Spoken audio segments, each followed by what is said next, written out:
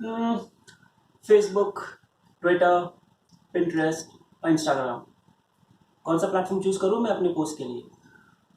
क्या आपको भी यही प्रॉब्लम होता है? Hi, my name is Ashwini and I am a digital marketing trainer and consultant.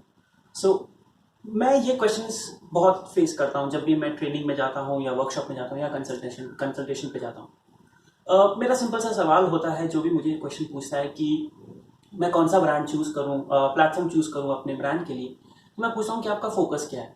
तो मेरे को जवाब आता है कि मेरा फोकस है कि I want to increase my followers. तो मैं बोलता हूँ कि तो कोई भी यूज कर लो, कोई फर्क नहीं पड़ता। लेकिन अगर जवाब आता है कि मुझे एंगेजमेंट इंक्रीज करना है, तो मैं बोलता हूँ कि भैया then I have to help you out. So if you have that thought that you want to increase your engagement, then I have some data points for you. Okay, so if you are considering Facebook, then I'll say choose Instagram. Why? Because Instagram has 10 times more engagement rate when it compares to Facebook. चलो बढ़िया है, कोई बात नहीं। But if you are comparing or if you are let's say considering Pinterest, तो आप बोल सकते हो भैया Pinterest भी तो इमेज शेयरिंग प्लेटफॉर्म है Instagram की तरह। So I'll say very good.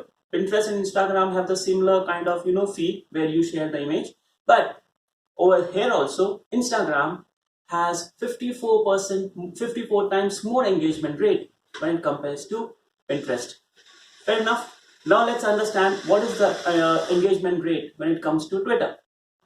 Twitter के साथ कंपैरिजन में इंस्टाग्राम का एंगेजमेंट रेट 84 टाइम्स ज्यादा है। सो अगर आप देख रहे हो कि अगर आपको एंगेजमेंट रेट बढ़ाना है, तो इंस्टाग्राम से बेटर प्लेटफॉर्म कोई नहीं होता है।